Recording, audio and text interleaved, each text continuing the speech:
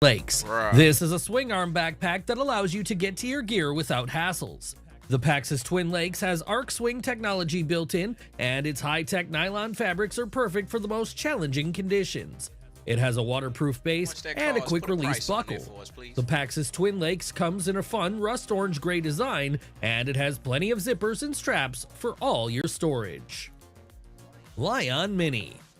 Coolers should keep your drinks and food chilled. The issue is they're filled with ice and they get water on all your sandwiches. Then you end up with a bucket full of water.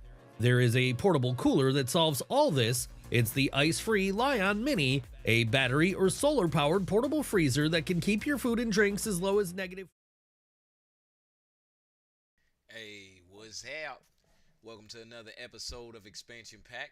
I'm your host, Dan F. Man. Thank you for watching.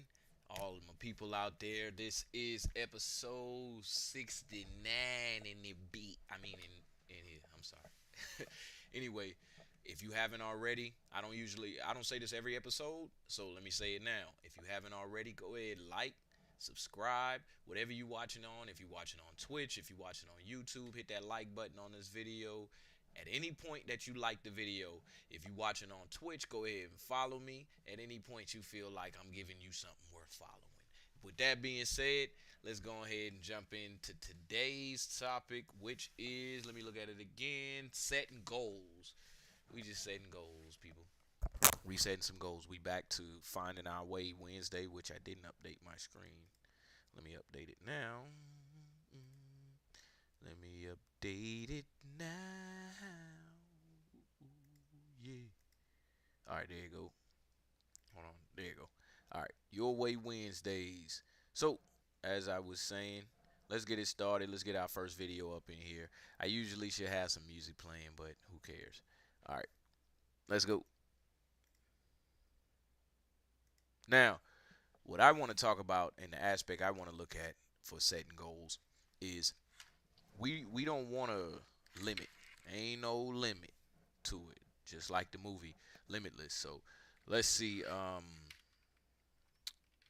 I watched a video earlier that gave me a good picture. Well, gave me a good picture of what it is I'm talking about, but y'all didn't see it. So let me see. First of all, let's start off with our motivation for the day. Motivation for the day.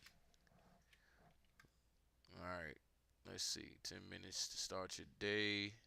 Win in the morning. Alright, let's listen to this one. Well, this one 8 minutes. Let's listen to this one. Y'all, let's get pumped up. Let's get started. Let's get right. Big ideas.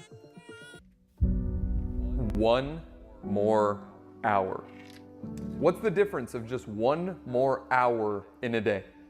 Every morning, every day of our lives, we have choices to make. You have the choice to stay in bed, to say, forget it. The cycle starts with a little bit of suffering. The cycle starts with a little bit of pain. If you want to wake up early, I got an idea. Go to bed earlier. Sometimes a big part of success is just not being lazy and just doing it. Wake up! There's always another level. So you can get up in the morning and you can think, okay, there's some things in my life that I could put in order today that would help put my life in order.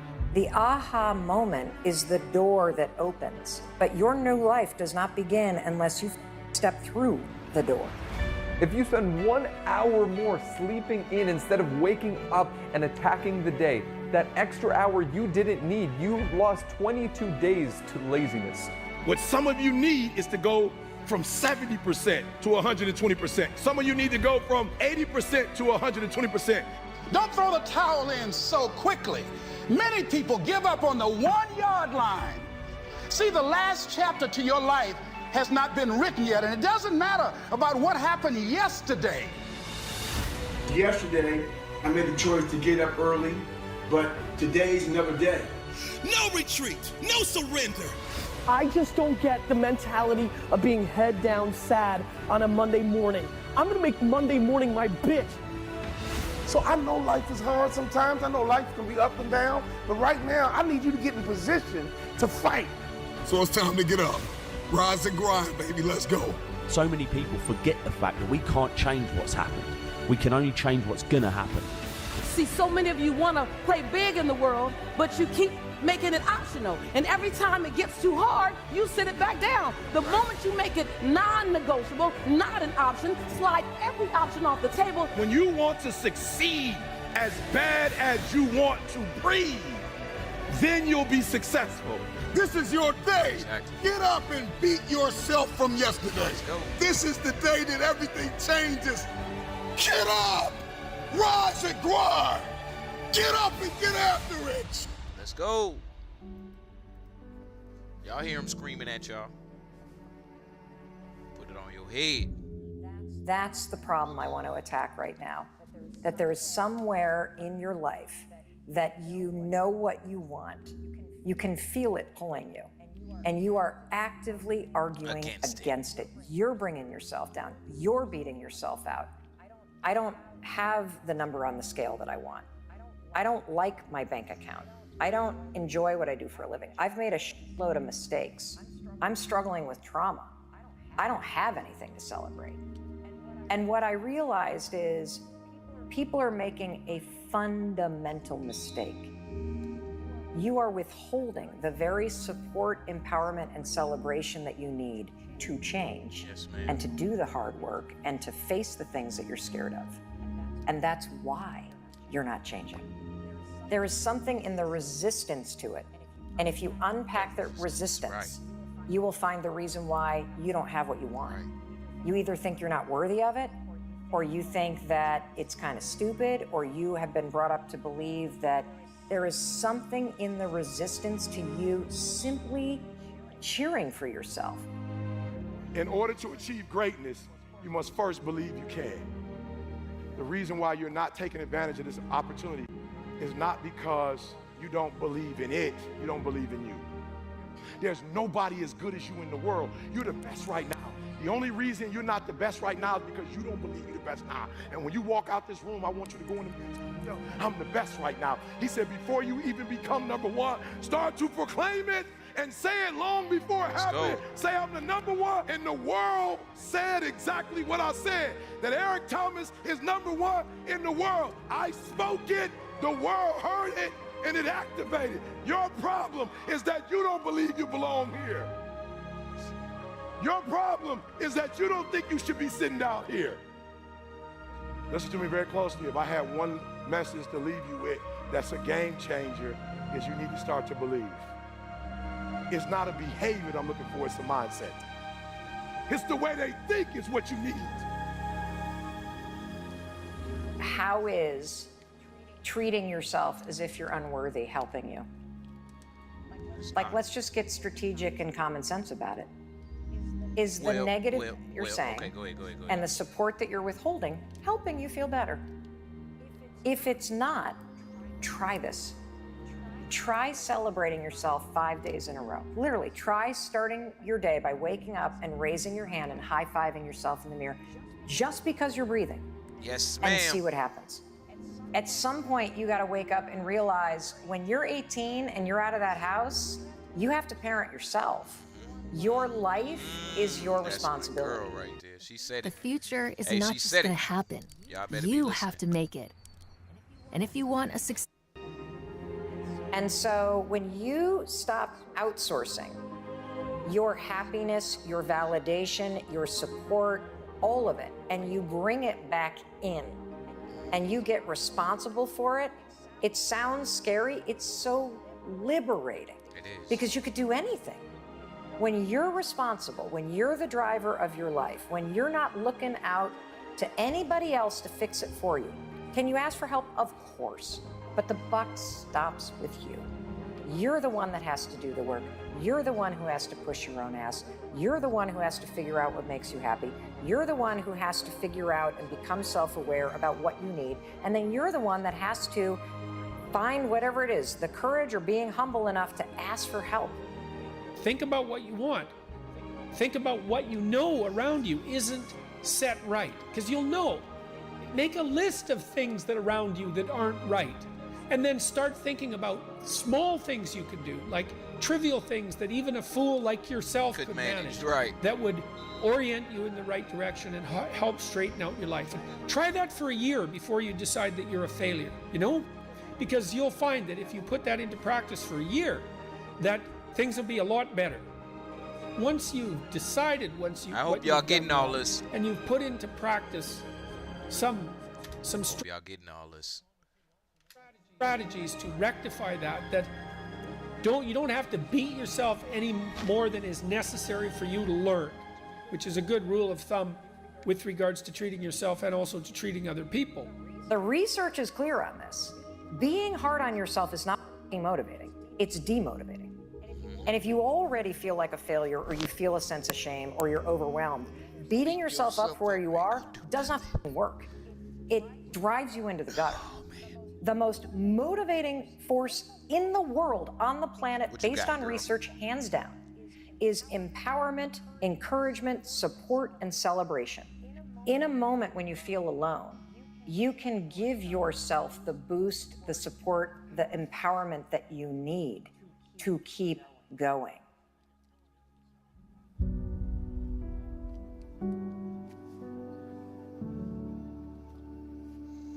All right, now that we started and we got it popping in here,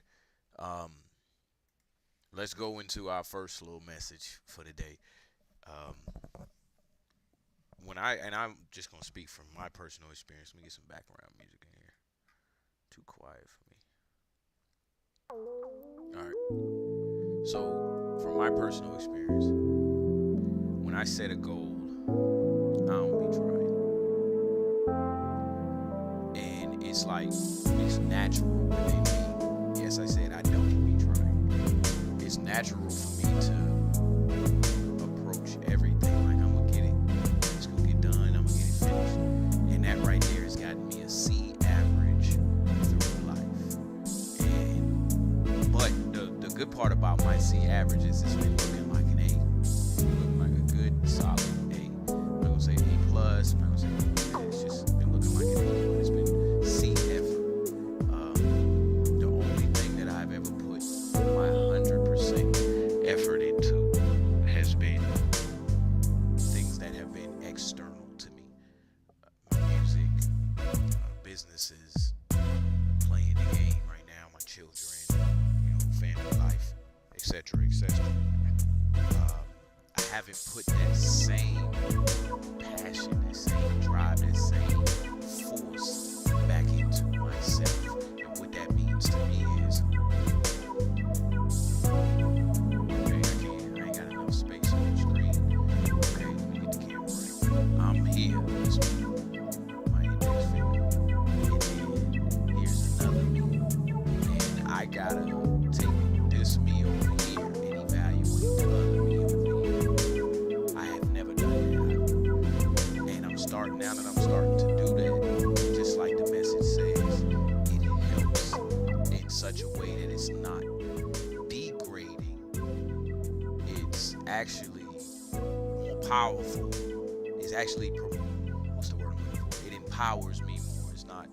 It's not making me feel bad. It's actually empowering me because it's not coming from an external force. Although it feel like somebody's sitting right next to me, like you fucking up, right?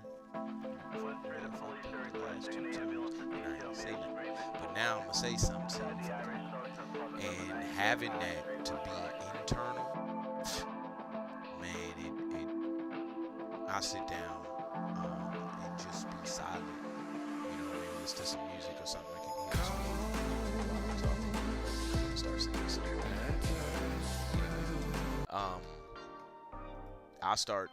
I sit down quietly to myself and just review. I just review, and that's more fun. That's more fun than playing this game. That's more fun than anything that I have found lately. Just reviewing. I didn't call it reflection. I didn't call it regressing. Anything you want to call it, but review of your own life circumstance situation is peaceful to me. But anyway, setting some goals. Now, back to the main topic. I diverged too far. The main topic is setting goals. When I set a goal, like I said, I haven't been given the 100% effort, but with the simple fact that I know that if I keep going, I've been accomplishing task after task. Let's get a more defined way of setting goals, and then get set here on Expansion Pack for us. So let's switch back over to the main set. Let's get it popping. All right. Goals for 2025. I like to be vague when I go on the searching because it's always better. Are you? Hold on.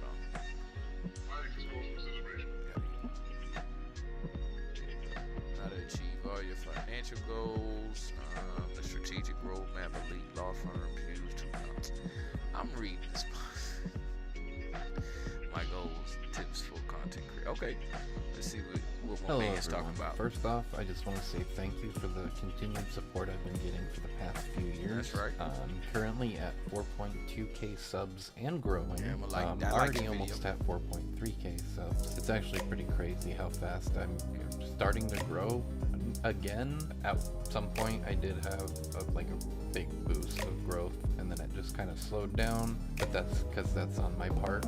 You want to make your videos engaging, and you don't want to stop making your videos engaging and good. And that's the thing I'll get into here in a little bit. I'll give some advice for upcoming content creators, because I've been at this for 4 years now. This year coming up will be 4 years. I've learned a lot throughout the year when it comes to content creation, just what you need in order to be successful. I'm not quite there yet at the successful part, but I'll get there. So, one goal I want to have by the end of 2025 is to obtain, I know this sounds crazy, but I want to try to get 10k subs by the end of 2025.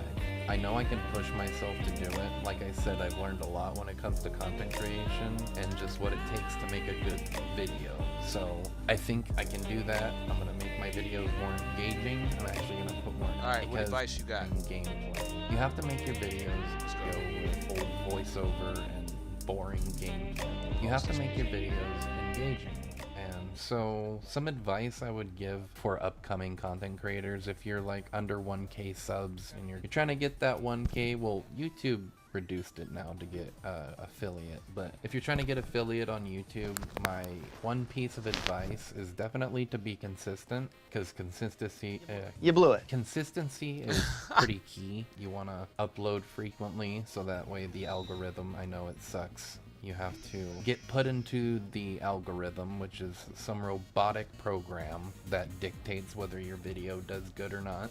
But another piece of advice is to learn some basic editing, like not even advanced stuff, just basic stuff like zoom ins, zoom outs. And a lot of programs nowadays have built-in transitions, so you can use those for transitions in between cuts or clips. Really, that's all you need. You don't have to do all those manual zoom-in edits and fancy transitions. You just gotta make it basic enough to keep the viewer engaged. Another piece of advice is to not go willy-nilly on like a whole bunch of different games. You want to find a niche. Like, I know I just said I don't want to, try and scatter myself over a whole bunch of different games, but my niche is fighting games, and they're a whole genre. So what I like to do is cover a whole bunch of different games that I'm interested in. And I really don't go out of my way to like try and learn a fighting game or whatever just to appease my audience and try to get views for that fighting game, because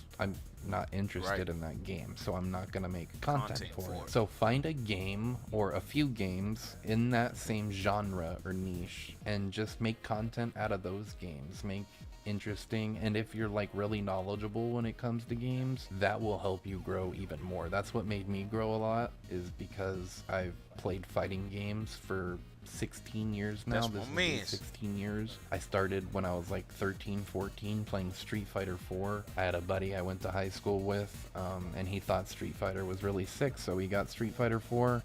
I hung out with him a lot. I went over, we went to the same high school, so I'd stay the night and we'd play Street Fighter 4.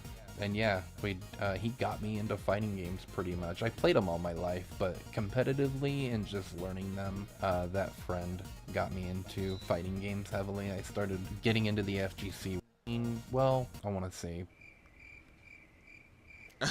13, like frame data and all that BS, you know, the good stuff. So now 16, well, I want to say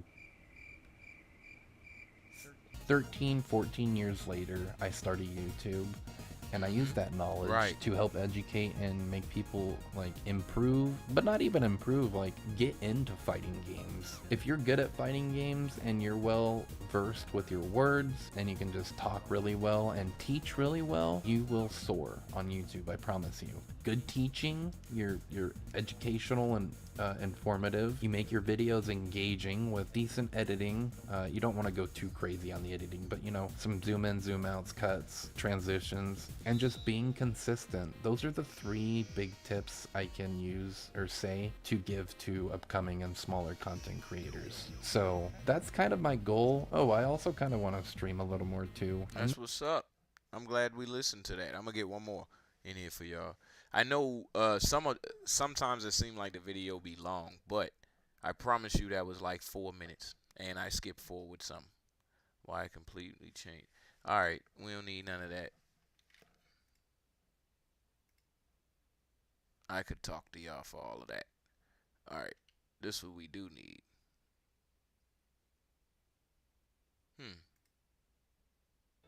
I think that Ross did an amazing job. I am prepared to go and start my residency. That's right, Ross.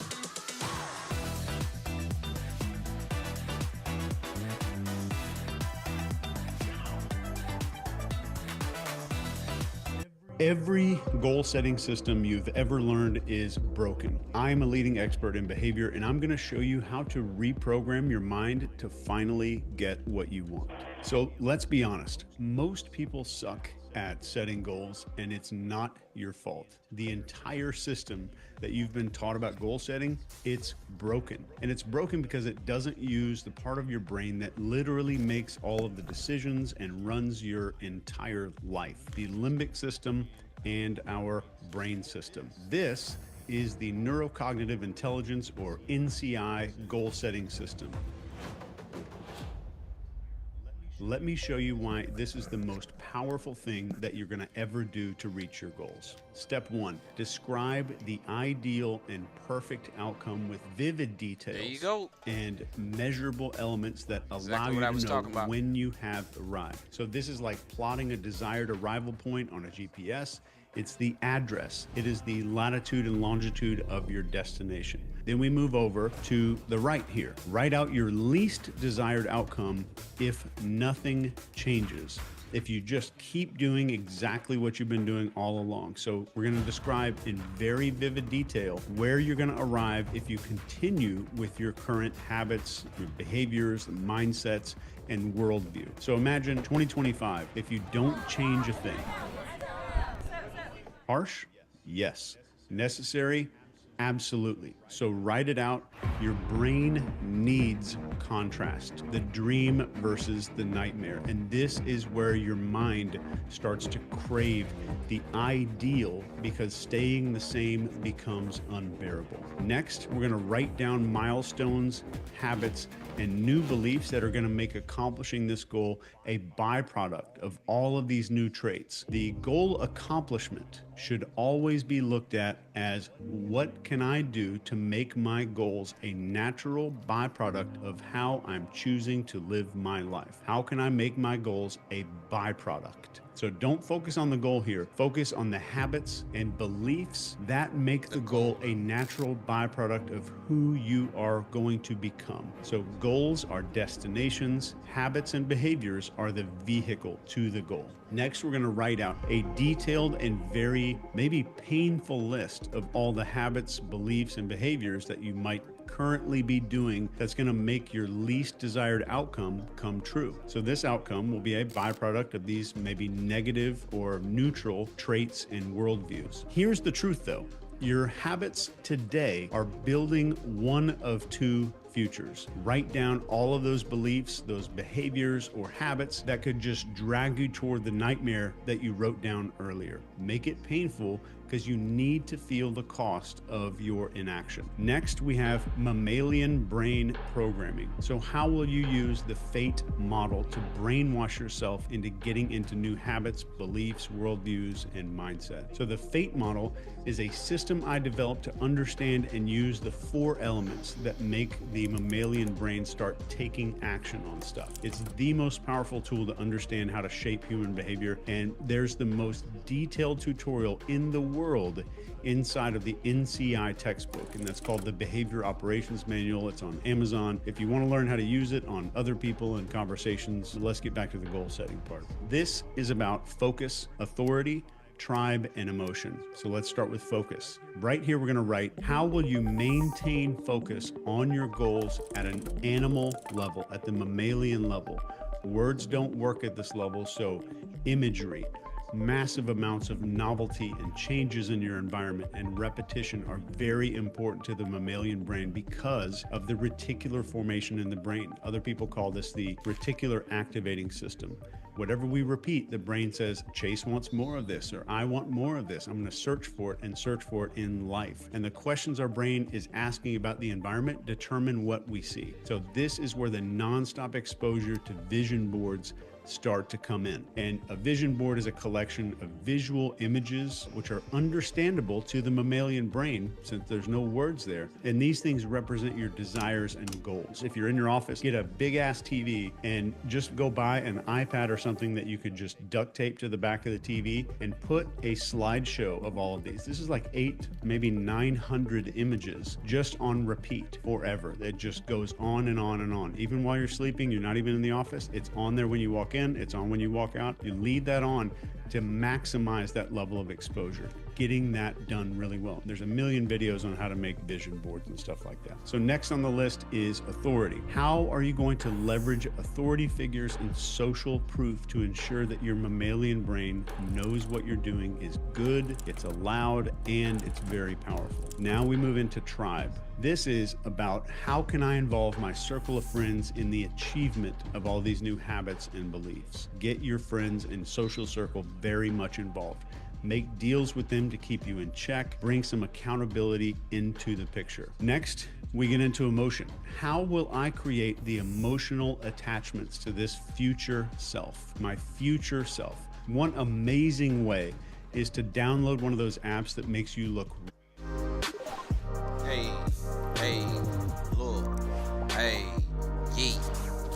really old and print those photos out. Hang them around your office, hang them around your house, put them on your bathroom mirror. Even you can set the photo as your phone or computer wallpaper. And this is done so that you develop a very visual and mammalian understanding and relationship with your future self. Because one of the huge problems is that people don't prioritize their future selves because it's hard to imagine. They can't see their future self. So we make this happen. This is also another entry point for your vision board. So the more imagery you have on there, the more powerful the emotion's going to start to seep into the mammalian brain, which is going to start changing your worldview and your life. The mammalian brain is where it's at, not the words and all this stuff with the human brain that we always hear about. So the 3 highest leverage new habits to adopt is the next step here. Right here, we're going to develop a deeply powerful list of the most impactful and meaningful new habits that can start and enable all the other things to happen just like dominoes. Remember that starting a habit only requires discipline for a short period of time. Once it's a new habit, you don't need daily discipline anymore. So keep in mind that it's okay to start small on these habits, and there doesn't need to be some massive shift right away. It might be waking up early, maybe an hour early to get things done, or buying more healthy food, or going on walks more often, practicing mindfulness, meditating, therapy, making more content, building better calendars and plans for yourself, or anything else that you think is going to be a linchpin to get you going in the right direction. That's my guy. Now we move into the actual brainwashing formula, and this is literally a formula for brainwashing, but we're going to use it on ourselves to make some badass changes happen in our lives. So we're going to develop new habits using this brainwashing formula. And this formula spells out the word fear, F-E-A-R, and this stands for focus, emotion, agitation, and repetition. So in the focus part, how am I going to keep these habits in my daily focus where there is no way that I can possibly ignore them? Then we get into emotion. How am I going to bring these habits into an emotional realm where I'm deeply emotionally connected to all of them? Then we get into agitation. This is very important. How will I disrupt my environment enough so that my mammalian brain has no script to fall back on? It doesn't look normal. It doesn't look like the regular everyday stuff. And the novelty is forcing my brain to pay attention. We did a whole nother YouTube video on this. What can I do to disrupt my brain's prediction centers? I might rearrange furniture in my house. For some clients, they repainted the inside of their house. They maybe bought a new car. They changed up their wardrobe, etc., etc. How can I disrupt my brain's ability to predict the future? Does it look like what it looks like every single day? If it does, my brain's going to go off of scripts, and the scripts that I've always operated on. So the final part of this is repetition. And this is about daily monitoring every single day. It might only take 30 seconds, but how am I going to ensure there is a non-stop exposure to all of these things until the discipline is no longer needed and the habit finally gets formed? The next step is one of the most important, and this is the dopamine map. So what we're going to do here is develop a map of where my dopamine sources are coming from in life.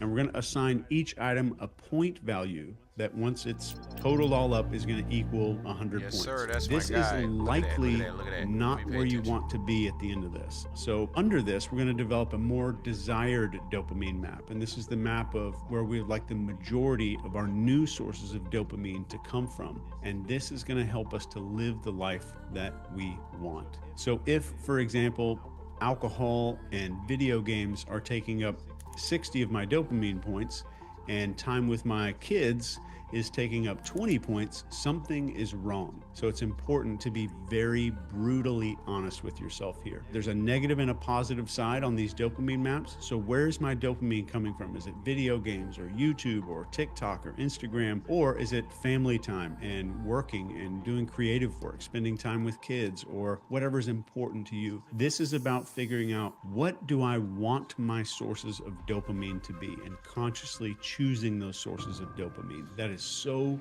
critically important to this coming year when you're setting these goals. So whatever you want to do this year to change your life, remember that everything in your life will come down to habits, beliefs, worldview, and discipline.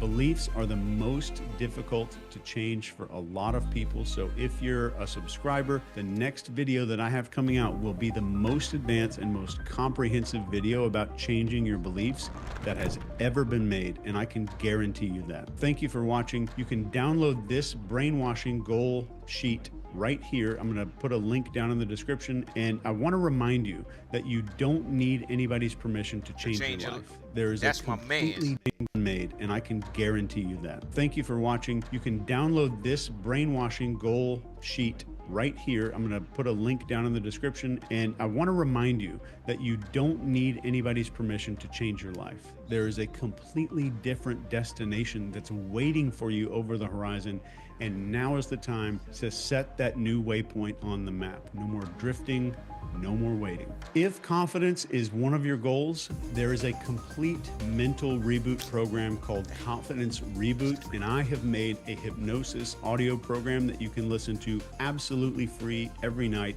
that's going to start this transformation off in the right way for you. It's in the link in the description down below as well. I want this to be the best year of your life, because this year it's about the journey to your destination being amazing, not just the destination. This year is the journey, and I want you to appreciate that journey, and I want you to use this system to make it fun. Thanks for joining me. My man's. One love. We'll get one more in. Today I'm using Upwork to hire a WordPress developer. I'm going to try using Upwork AI. It's great that you can just write a couple of sentences and they create Today I'm gonna help you reverse engineer your dream life for 2025. This is my desktop background for 2024 and it reflects all my goals, so I look at it every single day. You can also do the same thing with your phone background. Here is an example of something somebody made for her phone background with a quote reminder, which is so cute. And this basically just means you're not just setting goals that you'll never work on, because I've developed a life tracking system to make it effortless to work towards your goals every single day. Step 0, you need to set aside 1 minute right now. Oh, I forgot to put my timer for filming YouTube video. You are going to take action immediately. No more save this video for later. Think and finish the sentence in your head. By the end of 2025, I want to have a life where I can fill in the blank here. So some examples could be spend time with loved ones, finally learn that language, or enjoy your hobbies more. So if you can't think of anything right now, just use one of my examples. Okay, now let's move on to step 1. Set a life North Star metric. Number 1, write down your values. Number 2, see what habits align with those values. And number 3, just pick one that resonates with you. You can always change this later. So for example, my values are openness, growth, and helping others. You can find your values using this personal values assessment quiz, which I'll link in the description below. And so I thought a habit of mine could be helping someone every day. It could be making content to inspire people, or just giving someone a compliment. And working from there, I figured out my life North Star metric was to positively impact other people. Number 2 is to pick a goal category to focus on. So I usually categorize my life into these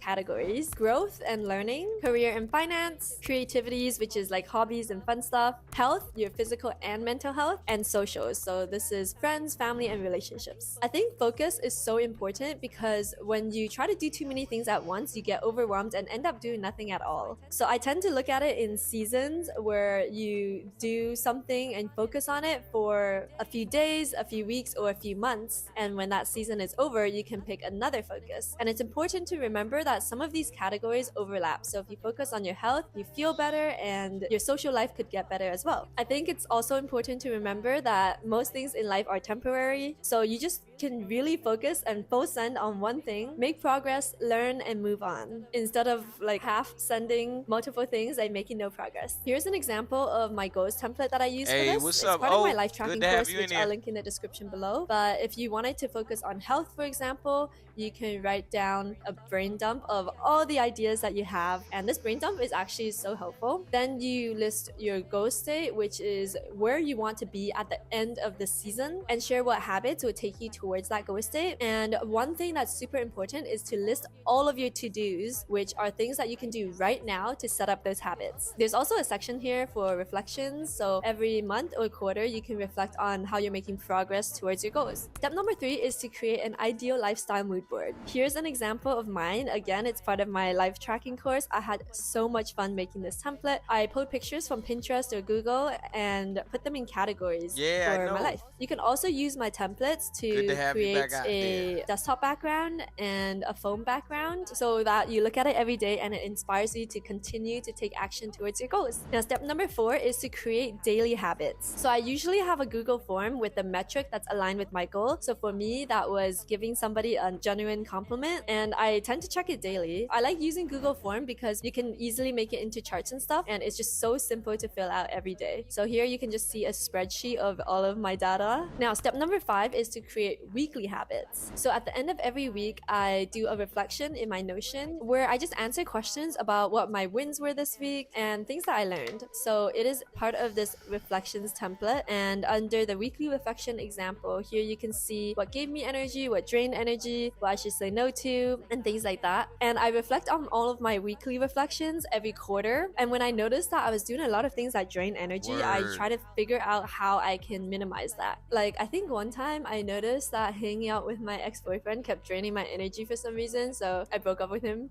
But anyway, step number 6 is to create monthly milestones. So when you look at all of your weekly reflections, take all of your proudest wins and put it in monthly milestones. I have a template for that as well. There's also a bunch of reflection questions, and you can just fill this out. Set a calendar reminder for yourself and make sure you fill this out, because I think doing this kind of puts you in the right headspace to be motivated to see if you're on track for your goals and continue to work towards them. I also love doing my monthly photo boards. This was my monthly photo board for September 2024, and the month just passed by so fast because I'm traveling. But when I made this, I was like, wow, I actually had a lot of good memories. And this was my monthly photo board for September 2023. It was like a year ago, right? So I was like, I don't even know what I did. But when I look at this, I'm like, wow, I actually accomplished so much. I'm so proud of myself. I had such good memories. When I look through my life in years, the years go by so fast. But when I slow down and reflect using these pictures, it makes me feel so much more grateful and helps me see that growth, which motivates me to work towards my goals. Now, step 7, create quarterly and yearly check-ins. So here are the reflection questions I have made for you for that. It's part of my template for my life tracking course. Like the so if you sign up for the course, I like the quarterly and yearly check-ins. Now that right there and monthly would you will get access to all of these templates and way more here. There's so much. It's kind of like a Notion tutorial course and a life tracking course. Oh, and what's so cool about this template is that you press a button and it just makes an entry for you. And then you can see it on your calendar, and it's just so satisfying to see it all filled out on your calendar. Okay, so hopefully you can see by now my systems are basically just a lot of reflections regularly. First, you set your goals and you turn them into habits. Then you just regularly reflect on those habits to make sure you're on track, because I think the act of reflecting keeps it on your mind and you're constantly reminded to work on it, which leads to success. I remember a few years ago in like 2022, I wanted to start my own business. I didn't know if it was supposed to be in blogging or like content creation, but I didn't post anything. I posted on my personal account. I was doing marathon training stuff and I posted a vlog every day. It got no views, but I got really good at video editing really fast. So when I started posting seriously and scheduling my content, I ended up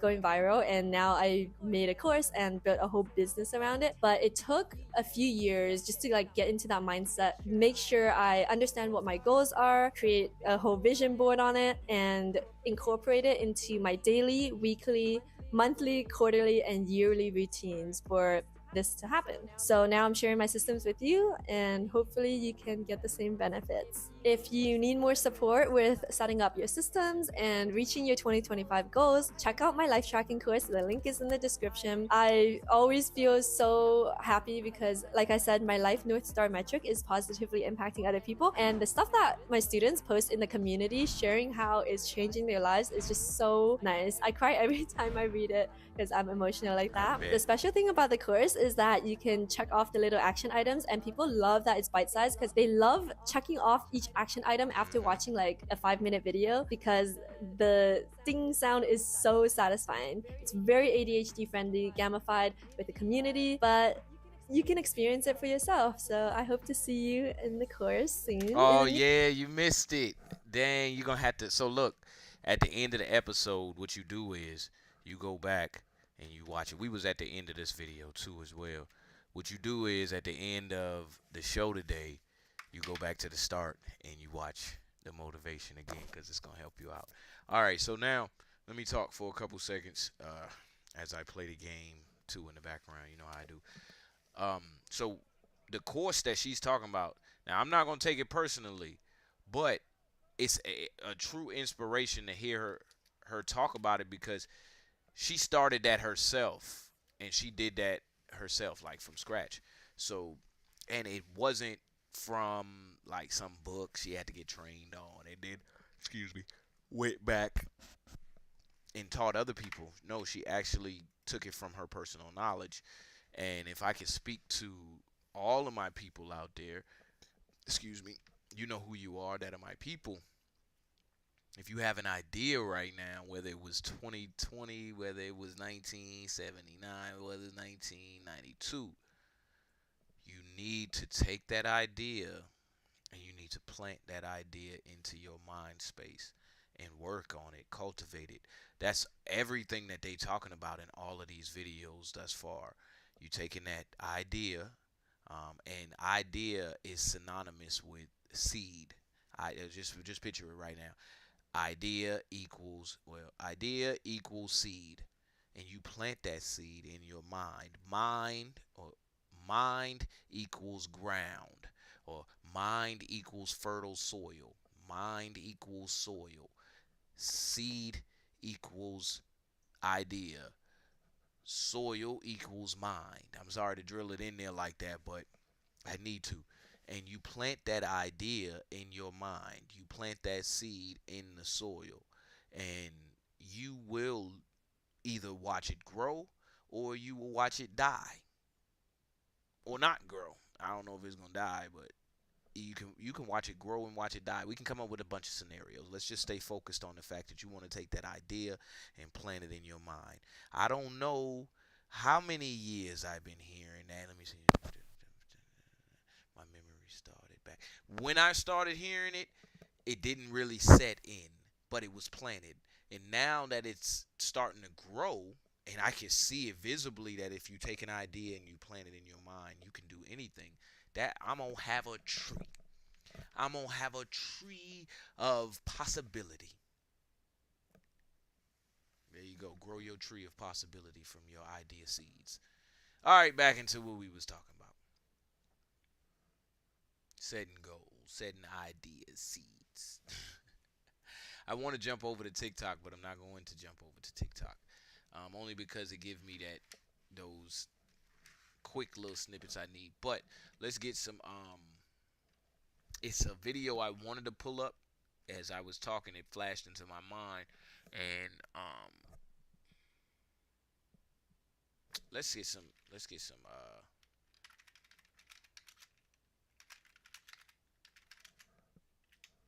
me see something real quick. I think I can get this to say what I wanted to say. If I can spell.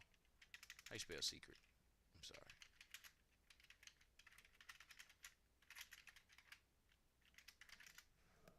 Alright, check this out. I spelled it wrong, but don't worry about it. Hold on. Give me a second. Give me a second.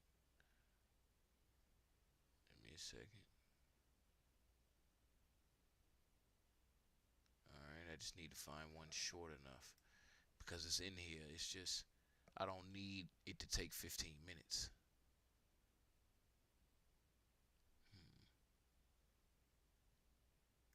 My man's probably got it. Let me see what my man's. The true resurrection of Christ is resurrecting Jesus every second. You have to resurrect him.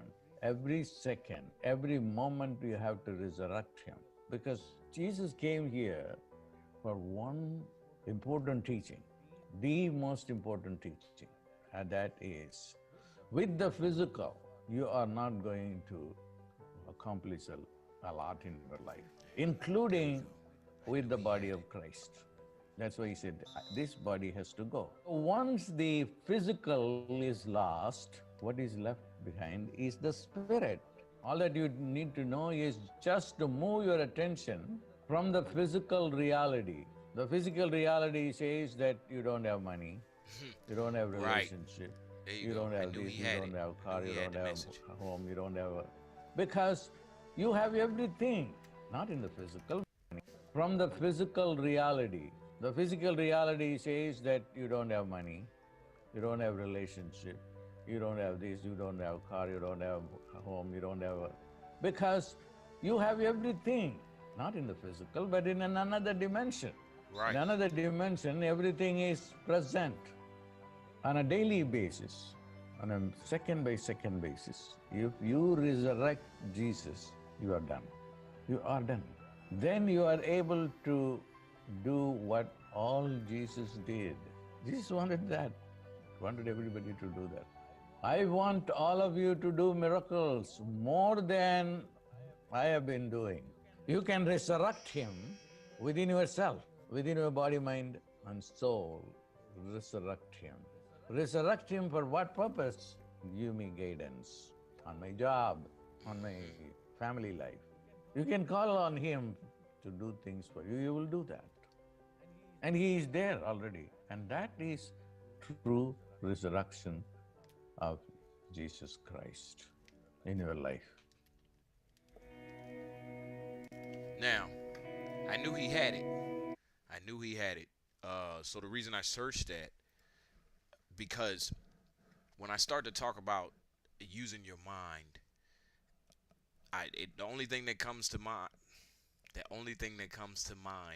for me are the teachings of the masters throughout time. That's the only thing that comes to mind for me. You have to reach into some of your resources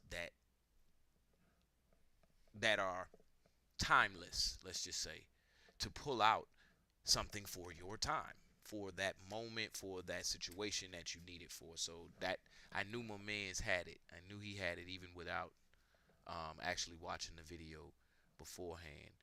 Now, let me see. Ideas from, I'm gonna type this straight in like this, from ideas to reality. Wow. Let's get deeper into this, because this is what your goals are. And when you till in the land of your mind, because the mind is the soil. If you till in that mind soil, what you're doing is you're brainstorming, and it's sending down those seeds from your mind into the soil that is your mind. Well, it's all in your mind. But let's just stay focused on taking your thoughts or your ideas and actually getting a good look at them, but more importantly,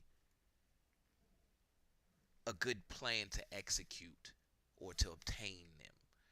If you had potatoes and you didn't know how to plant potatoes to get more potatoes, then you would never end up with potatoes. But if you have potatoes and you trying to get more potatoes, there are steps that you would take that are obvious. Okay, you would look at where the potato came from. Well, it came from the ground. So maybe I got to use this ground, this soil, to get more potatoes. Maybe that's something I would do. So you would try things like maybe laying it on top of the soil, or you would look at where you got it from. Well, you didn't get it from on top of the soil, you got it from under the soil. So you dig a hole and put it in there, and then it took some time. You observe the fact that it took time, so you would look at time as maybe something you would need to get more potatoes. So I'm using that as a reference to say that to get more of your idea back, or to make your idea become reality, you have to look at the resources of where it comes from. Well, okay, I got that idea out of thin air. Well, what is thin air? Well, I was thinking. Well, where were you thinking at? In my mind. Okay, in my mind is where the idea came from. Well, how would I make this idea that's in here in my mind become a reality? Well, you can use your mind. Where did the idea come from? It came from your mind. So let's go back into our mind and figure out how we can make this idea a reality. And then you'll start to come up with patterns of behavior. You'll start to come up with ways of execution or objectives to get into that main idea or that main seed that you wanted to grow into whatever it is in reality. And it's nothing better than watching the stuff that you think of actually happen in front of you, or holding it in front of you and watching it still grow in your mind as well. So that's one of the main teachings of all of the greatest of that have lived in this reality, if you ask me. All right, back to the main scene. Let's get it popping. See what they got for us under Creative Commons.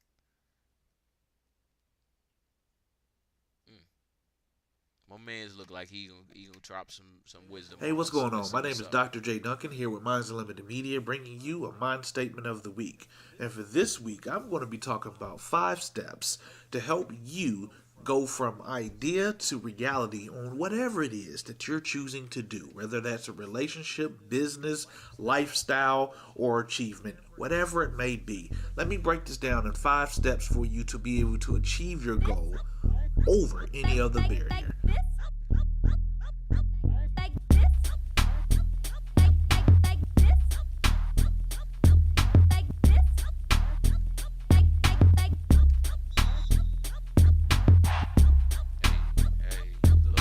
what's going on. Let's get down to business. Now, first and foremost, let's break down why you would even need these 5 steps to then achieve said goals. Well, as I talked about in the previous video, a lot of us have goals. A lot of us want to do something. Usually it's something new. The issue is that hurdles usually come and usually knock you back, and for a lot of people, they never get up from those hurdles. But there's another side to this.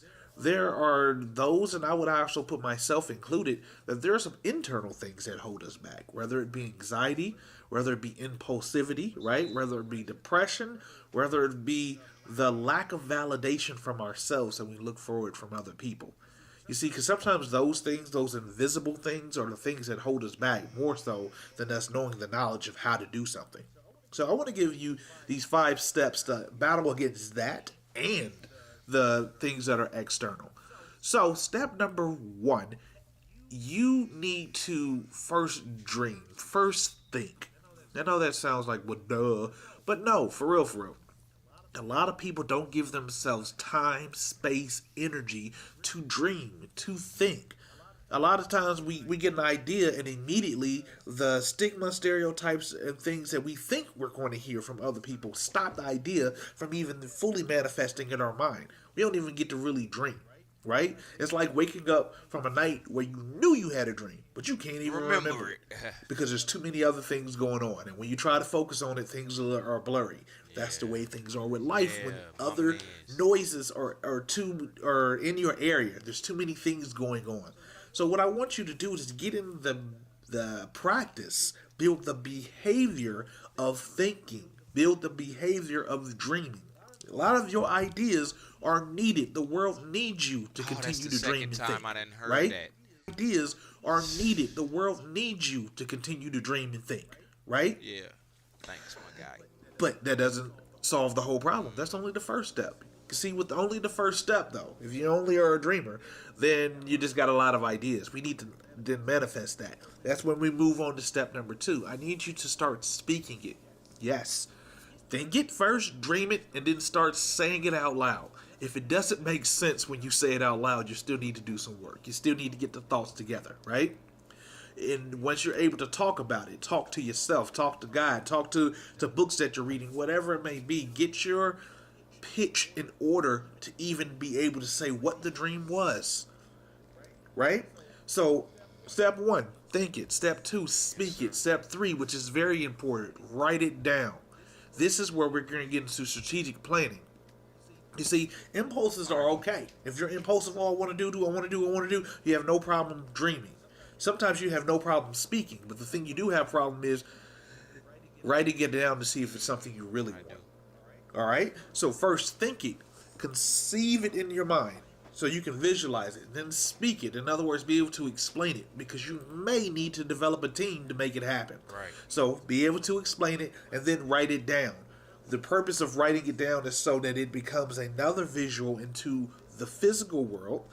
And if you need to, you can be able to give it out to supporting parties to help you make that dream come true. That's the first business plan step, right?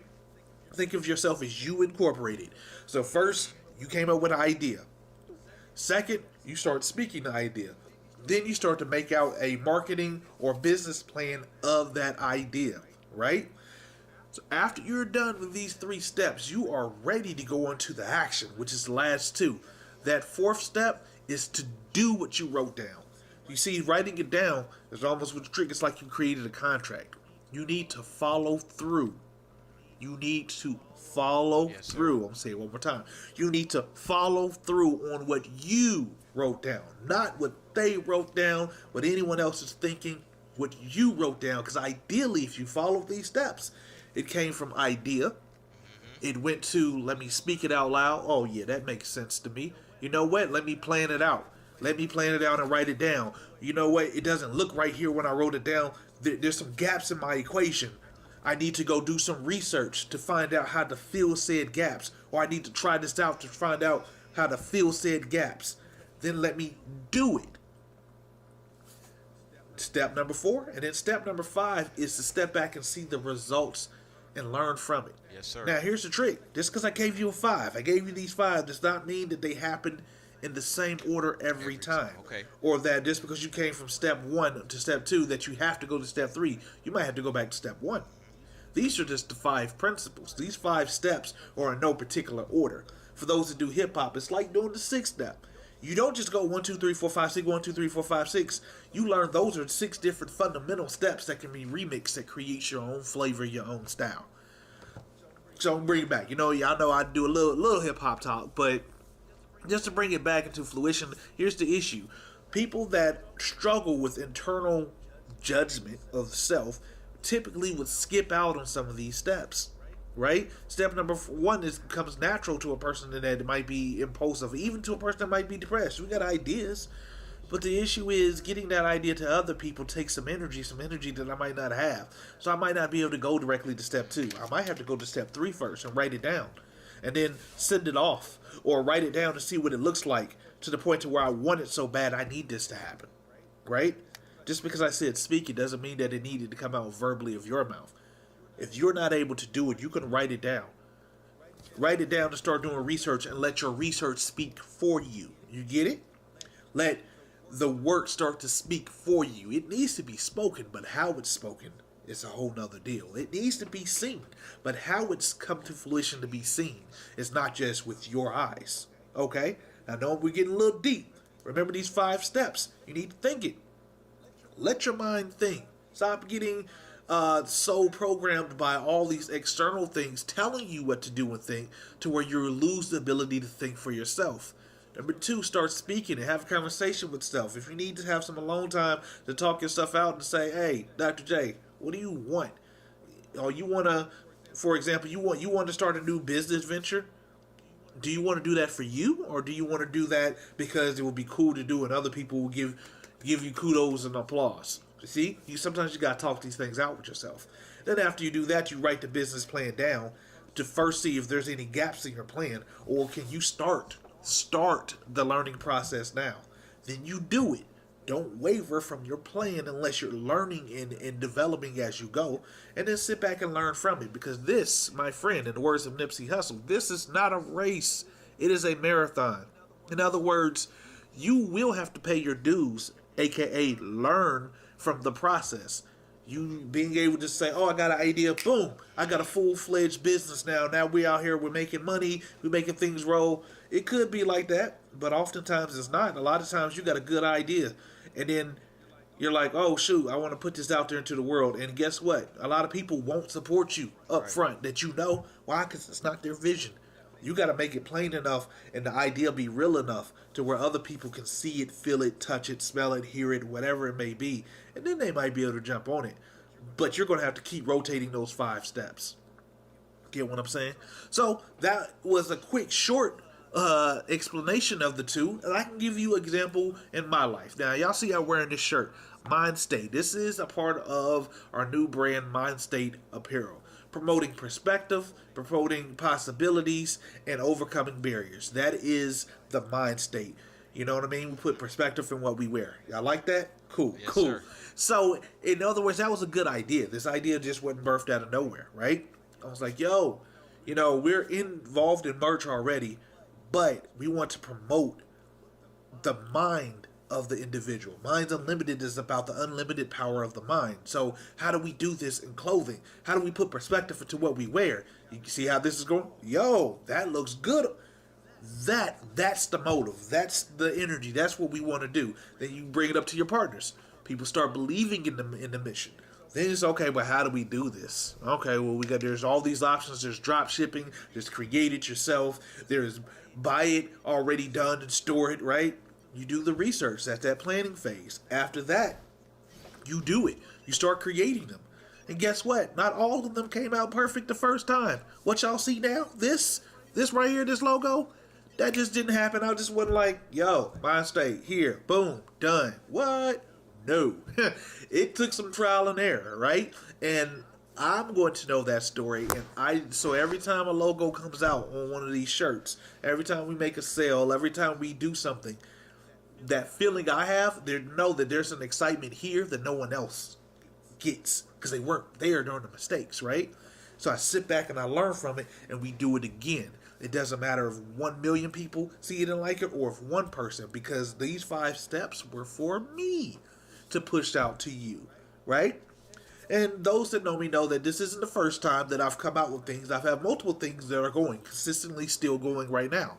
And I use these 5 steps. So I say all that to say is that I'm not telling you anything that I haven't had to do myself. You do these 5, I guarantee you, you're going to be way further than you are. Allowing yourself to succumb to the excuses. Allowing yourself to succumb to the doubt. Okay? Let's get over that. Do these 5 steps. Then holla at me. Alright? So that's your mind statement of the week. If you have any questions, comments, concerns, prayers, and or wishes, please contact me. As they say, like, subscribe, comment. Right. I need you to do that too. Because the more likes I get, the more... So, we're going to get one more of these in before we move on from the idea. Because I don't want y'all to just... So, my idea is not for anybody to use this information just to start a business or just to, you know, sell some clothes or some songs on the internet. It's to change your life. We here on Expansion Pack, we finding the root so that we can grow. We don't want to just sell some stuff or make some money. Disclaimer. All right. Anyway, let's see what they talking about. Starting your business journey, you know, how to turn your ideas. All right, let's see what my man's talking about. So you think you know Wix, but do you really? First up, we've got Shake. Thinking about the outcome and thinking about what they just felt, because to manifest them and writing them down gives another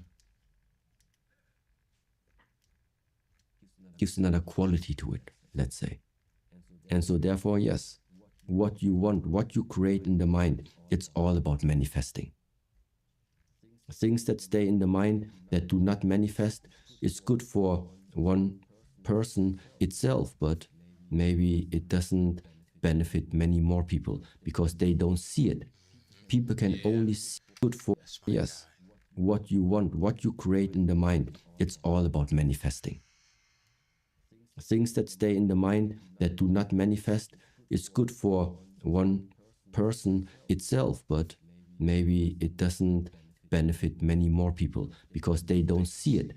People can only see it if it is manifested. And the first way of bringing something from here out into this world is by writing it down or even speaking it on something that records it. What are your thoughts? Also meaning you can also manifest in the moment where you speak about your ideas to another person. Even that one is something that is starting to turn the wheel. So this is how I see, which is like part of the process in terms of when you want to make something become real. Why do you exchange ideas? Because sooner or later you want maybe some of these ideas to become real, that the idea starts to shape into a form. And how is it done? Some people write their ideas down, because from what is written down, something else is going to come out from it. Other people prefer to exchange these ideas with other people once again. But no matter how you do it, it must be something that it starts to take a shape. Yes. Whether it is, like I said, in terms of writing it down, speaking it on a recorder, or drawing it somewhere. But I do suggest that also now, in regards of starting the new year, it does help to write down on your refrigerator just a few bullet points. People might think, yeah, but that's, come on, it's so little. No, it's the little things. If you can't handle the little things, you will not be able to handle the big things. Exactly. That's just how it is. So that means the small things matter. Even if last year nothing was written on your refrigerator, but this year you make up your mind, you make up your plan, and you put it there, visible every day. It matters. I heard you use this word a few times, and when we speak about manifestation, this one really sits with me quite well, and it's the idea of seeds and planting these seeds. With manifesting something, for me, a thought is almost a seed, but to get it to the point where it is in this world, it is a physical thing. How do people go about that? You know, every day I have a lot of thoughts also. I have a lot of ideas. Partly, these are things now that sometimes come from me. At the same time, I also have, let's say, requests or ideas that are coming, let's say, from the outside being offered to me. So what I have sometimes at the end of the day is I can see in the mind those ideas. Now what I do first of all is I keep them within myself and do what I contemplate, I think about them. But think about them deeply. Meaning, I take this idea, I look at where would that idea lead if I would now start with that current situation to invest energy in. And so what derives out from that is I'm starting to see pictures, I start to see a vision involving that idea in the future. And this I just do with everything that comes to my mind. And then see it in a bigger perspective of, is that now what I think the monastery, this community, or myself would in any way benefit from in order to make our mission more close to achieve, which means share more. This is how at the moment I'm planning my, let's say, I'm starting my projects. And once I'm clear for myself, this is the one I take. This is the one I take. Then meanwhile, I don't even have doubt that this idea in here will take reality. I don't even have that doubt that it will not take place. Because for me right now, it is that I try with my intentions, just figure out right now, who else, what else do I need? What is it that is in my hands right now to make that plan come true? Which obstacles do I maybe have to remove? And which other people or other things do I maybe need to take in that idea? And then it starts. If I have some people on my mind, the writing starts, the contacting starts. If I see already, okay, there are a few obstacles right now we need to get rid of, then the daily work goes into, okay, remove the obstacles.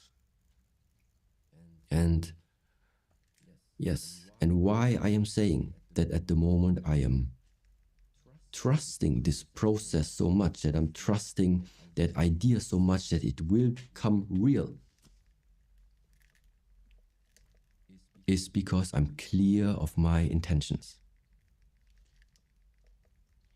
And as arrogant as it sounds, but I do think that this intention is very much in line of what I think this world is needing right now. This is how to get in shape fast. If you want to drop this, start eating more of these. Let's see what Sadhguru got to talk about. I always like to throw him in the mix. Matthew McConaughey with Sadhguru. Namaskaram, good morning. Entire universe, and that's the only universe you've experienced. You have not experienced any other universe. The only and only universe and the only and only world that you have experienced is what has happened within you. Once you realize this, then you fix the world the way you want it, within yourself. Outside world, we do our best. So you think it's the outside saying, because I've gone through that, man, I felt like I had to be in the know. Only recently have I shaken hands with the fact, no, I love to be in the know. I also want to be in the know of what I don't know.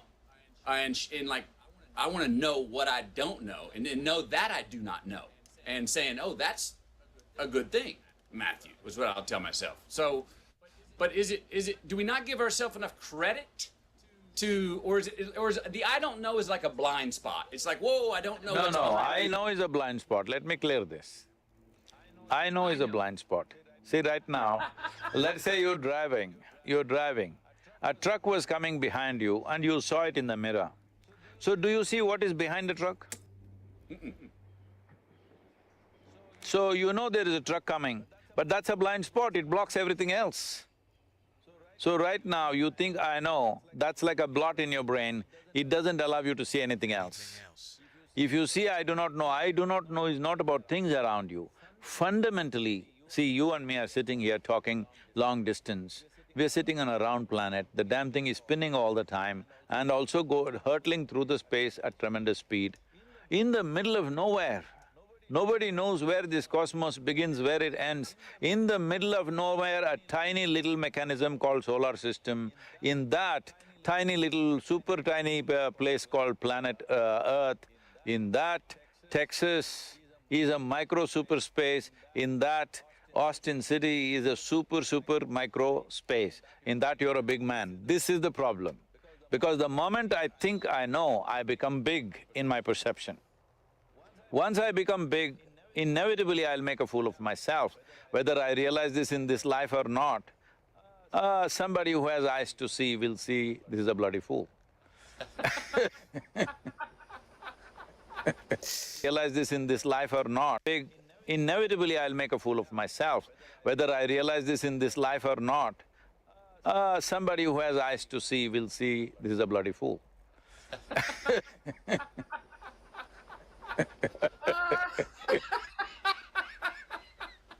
Yes, love it. I know is a blind spot. Heard. But we tell ourselves, the world tells us the opposite. That no, the self-assurance, the confidence, even if it's a false confidence, will get you, what you want. We reward that in life, in this life, in the mortal life. We reward that with money, with jobs, with even blue ribbons and gold medals sometimes.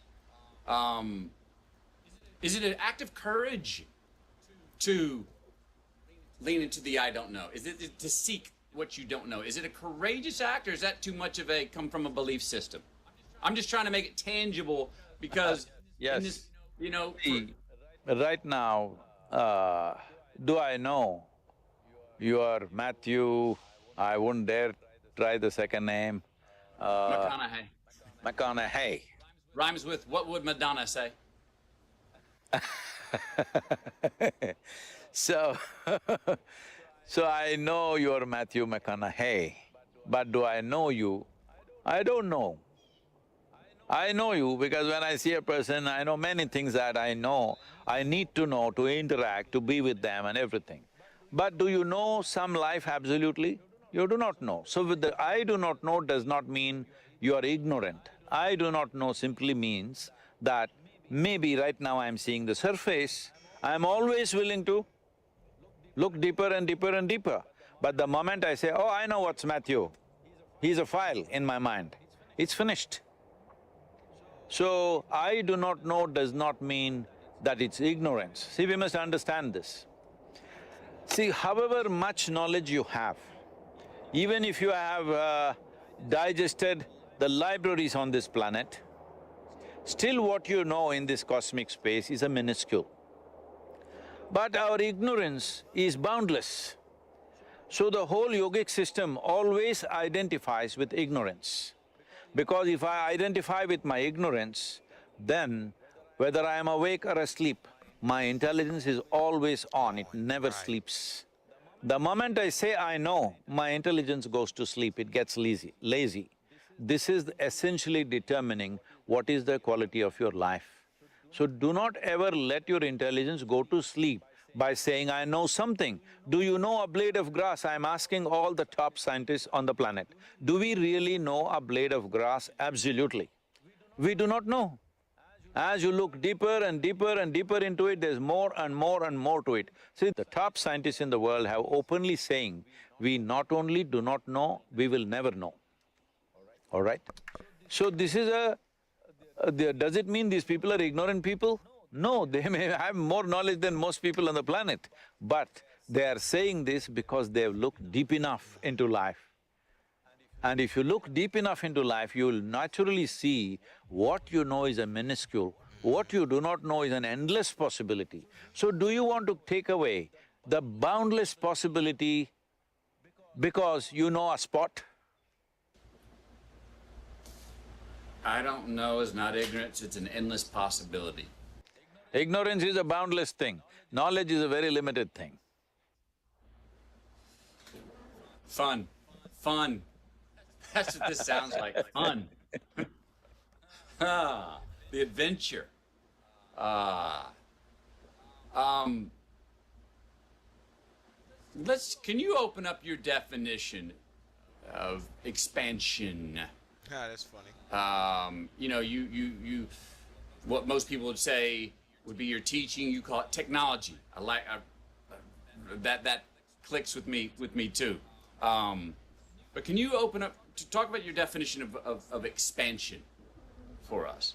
Everything, right? See, I mean, before that, what you referred to as technology, why this is technology is, see, if I give you a belief system, you may believe it, you may not believe it. If I give you a teaching, you may like it, you may not like it. If you give a philosophy, you may agree with it, you may not agree with it. Now I give you a technology. All you have to do is learn to use it. Whoever learns to use it, for them it'll work, it's as simple as that. So, it doesn't matter, right now, you know, some people were complaining when that ISIS war was going on in Syria and Iraq. In America, some people that I know were complaining, can you believe it, they're using our iPhones and doing all these attacks. I said, this is technology. Whoever learns to use it, it'll work. You don't have to say any of your religious slogans to make it work. You learn to use it, it works. So this is… yoga is a technology, you just learn to use it. It doesn't matter who you are, what you believe, what you don't believe, all this doesn't matter. You just learn to use it, it will work. So what is expansion? See, word yoga means this. Well, you already came to a little verbal meaning of that, which simply means union, or actually that other definition you said, I'm sorry, I'm neither Latin or Greek. So you said Religion. Something about yoking, all right? To bind together again. To bind together. The word yoga literally, if you go back to its original meaning, it means to yoke. You yoke together. See, right now what yoking means is, see, when you sit here, you are an individual person. This is why I said the greatest magnanimity of creation is, it gave us an individual experience. There are swarms of insects here. For them, they don't have an individual experience, they experience themselves as a swarm, as a species. But we experience ourselves as an individual. Unfortunately, instead of enjoying this privilege, we have made this into a point of conflict between each other all the time, me versus you. But this is the greatest privilege that we can sit here. I want you to just imagine, suppose you looked at you or me from, let's say, Galaxy Z. What are we? Even through a telescope or a microscope, we are not visible, it doesn't matter what they have, we are not visible, we're such a tiny speck of dust, literally. But we have an individual experience, it's not a small thing. We can look at the universe and wonder what this is all about. This is not a small thing. So this individual experience or the sense of being an individual, when you take it too seriously, then you get lost. Then you have to yoke with the creation. You have to become one with it. Only then you know life, otherwise you are misunderstanding your psychological world as existential. Right now, this is all the problem with human beings. Somehow nature trusted that if we give you so much intelligence, you will make the best out of it. Tell me, Matthew, in your experience or in anybody's experience, does intelligence spell solutions or problems? Intelligence means solutions, isn't it? Unfortunately, today it's human intelligence which is causing all the problems, simply because we are too stuck with our individuality. We don't understand this is just a privilege. Tomorrow morning if they bury us in the land, we will become one with everything, all right? All these countless number of peoples who walked this planet and they also thought they're great people, where are they? All topsoil right now. You and me also will be topsoil unless some friends choose to bury you real deep, thinking you may raise from the dead, you know. Fearing rather. So I'm saying, we are anyway part of this. Without taking a breath, we cannot live. Without food, water, we cannot live. Without constant interaction, we cannot live. But we are acting like concrete block individuals. We are absolutely individual. Yoga means you obliterate the boundary of your individuality so that you experience your universality. Once you experience your universality, if I experience everything around me here, everybody around me here as a part of myself, after that, do I need any morality? Does somebody has to tell me, don't drop them, don't kill them, don't do this, don't do that? Once I've experienced something as a part of myself, with that I have no conflict. This is yoga. See, right now, for example, these 5 fingers, I have 5 more, okay, I'm only showing you 5. These 5 fingers, you also have 5, not bad. So these 5 fingers, right now I experience them very much as a part of myself. But this is just the food I've eaten. Food I've eaten means it's just the soil that I'm walking upon right now, it's just a piece of the planet. But right now, this is very much me. In my experience, this is totally me. Now, why is this so? See, right now, there's a glass of water here. The water in this glass, is this me? No. If I drink it, will it become me? Yes. Of course. More than 70% of my body is water. So what is it that happened? All that happened was, as you have a physical body, you have a sensory body. Your sensory body is the boundaries of who you are. See, if you touch your you do this, Matthew, with your right hand, just touch your left hand. Is that you? 100%, isn't it? Touch the chair on which you're sitting, is that you? No. No, how do you know? It's just that here there are sensations, here there are no sensations. So essentially what you're saying is, what is within the boundaries of my sensation is me. What is outside the boundaries of my sensation is not me. So, the sensory body has a presence of its own. We can just do this experiment right now. Just close your eyes, just for 20 seconds, briskly rub your hands like this.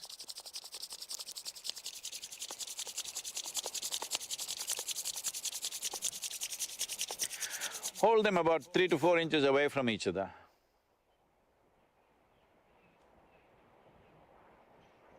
Something happening between them, isn't it?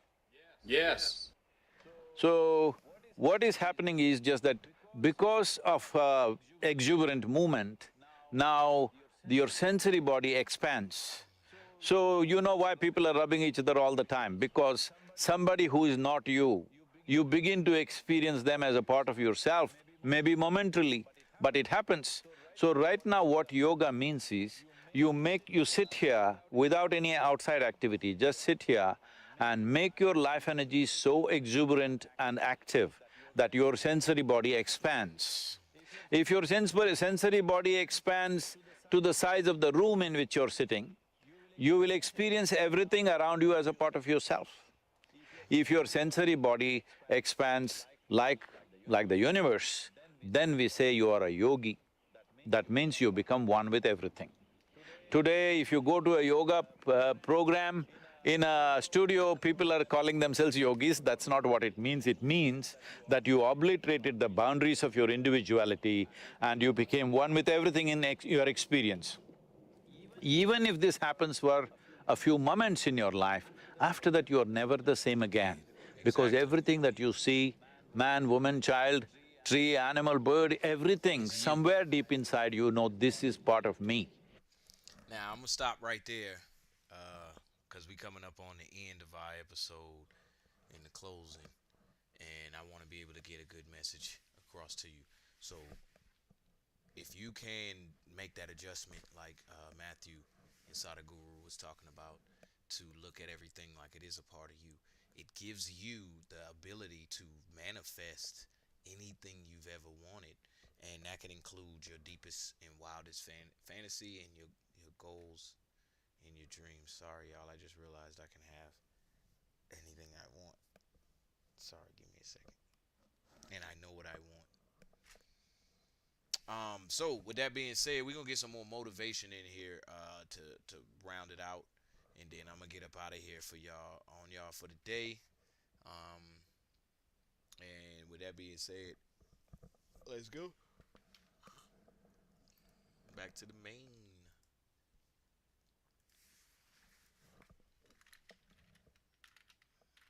Motivation for manifestation.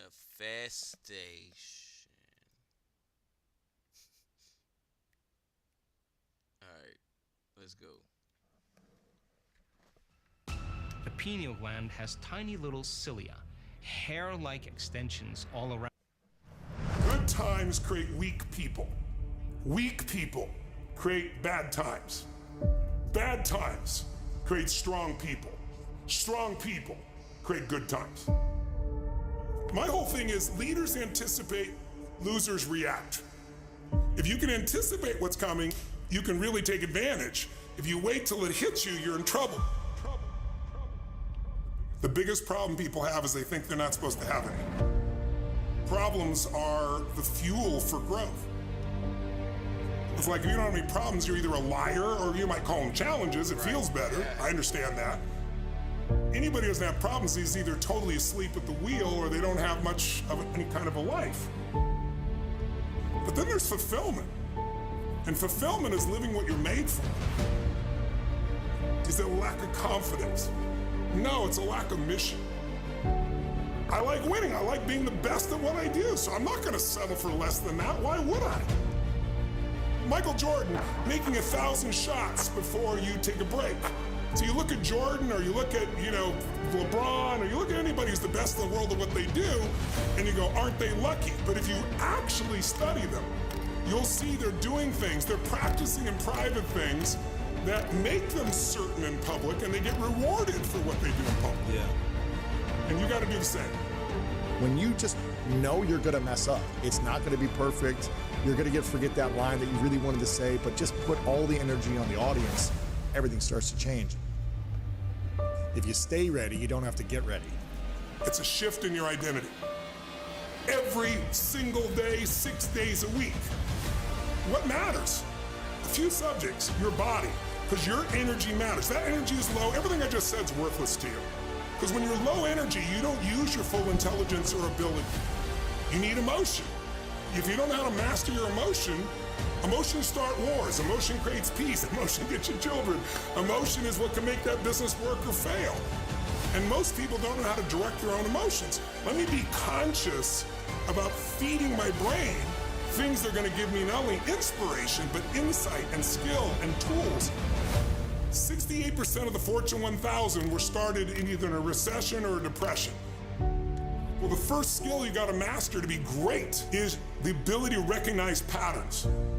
When humanity recognized the pattern of the seasons, the whole world changed. Because we went from hunter-gatherers trying to survive from place to place where we're exposed to everything, to wait a second. If we plant in the springtime, we protect in the summer, we reap in the fall, and then we hang on to some of that so we can live through the winter. That created communities for the first time, and then eventually cities and states and countries. So that changed the world. What'll change a person's life is when you realize there's also a set of seasons in your own life.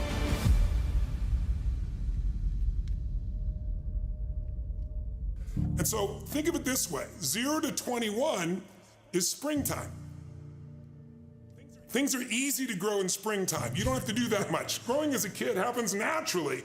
But overall, life is supporting you. It's sending you, teaching you, sharing with you. Now, when you get from 21 to 41 or 22 to 42, whatever range you want to talk about, you now are in the real world. And now you go test what you learned in your springtime. So you start to learn, test, figure out what's real. And it's an important stage of life.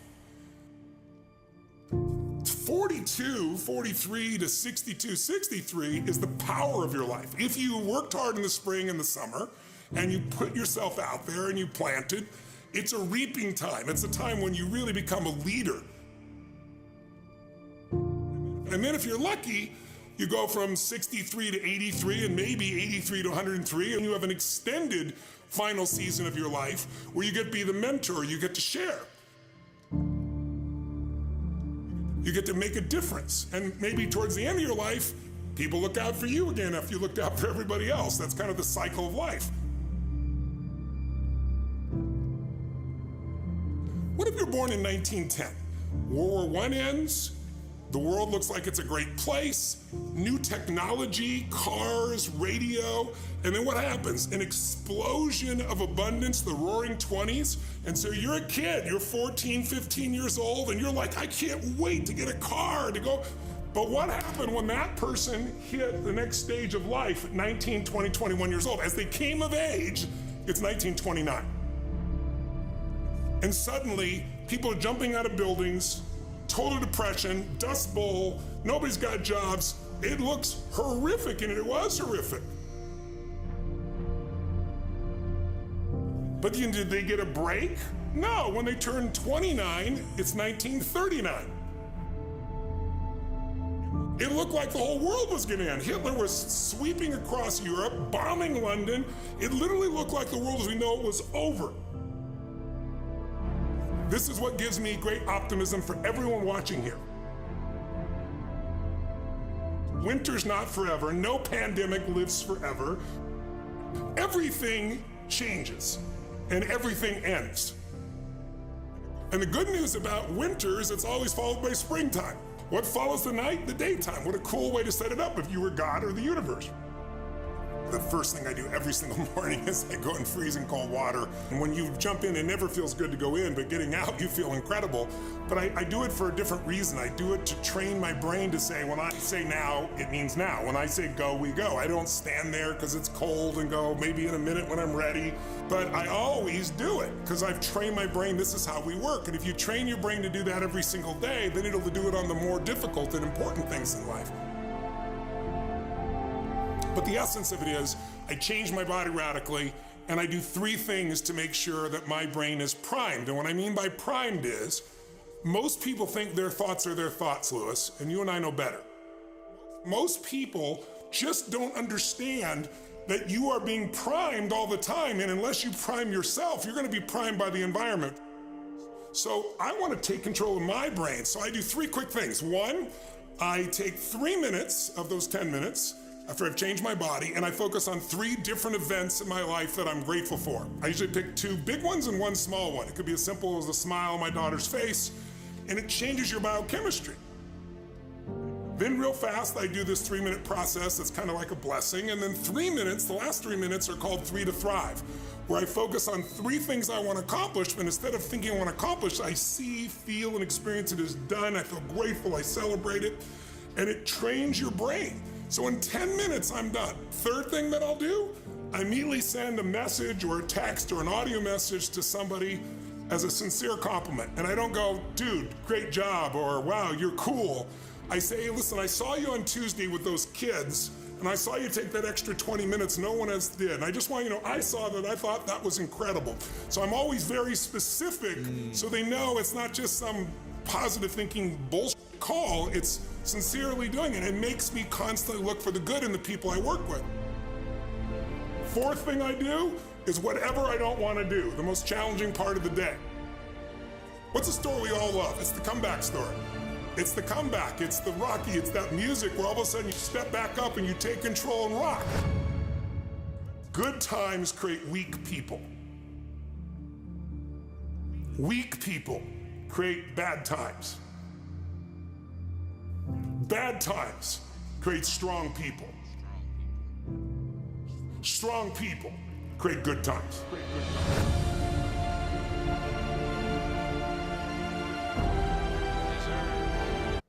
Let's get another one. This app saved me around 60 hours every month. Before, I was constantly bouncing between tasks, trying to figure out what to focus on. Close your eyes for a moment. Take a deep breath. In fact, when you live your best life, you inspire others to do the same. Your success doesn't diminish anyone else's.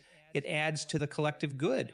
Now, let's talk about the power of your focus. Where you place your focus determines what expands in your life. So in these next 48 hours, be very intentional about where you place your focus. Focus on what's working in your life, not what isn't. Focus on your strengths, not your weaknesses. Focus on the opportunities, not the obstacles. This doesn't mean ignoring problems or challenges. It means giving more of your mental and emotional energy to what you want to create. Try next. For the next 48 hours, whenever you catch yourself focusing on what you don't want, consciously shift your focus to what you do want. It might feel challenging at first, but with practice, it will become second nature. Now, let's address something that often trips people up. The need for immediate results. In our fast-paced world, we're used to instant gratification, but manifestation doesn't always work that way. Sometimes the results are immediate, and sometimes they take time. So in these next 48 hours, practice patience, trust the process. Trust that everything is unfolding in perfect timing. Your job is to stay aligned with your vision, to keep your energy high, to keep taking inspired action. The universe will take care of the rest. Remember, just because you can't see results doesn't mean nothing is happening.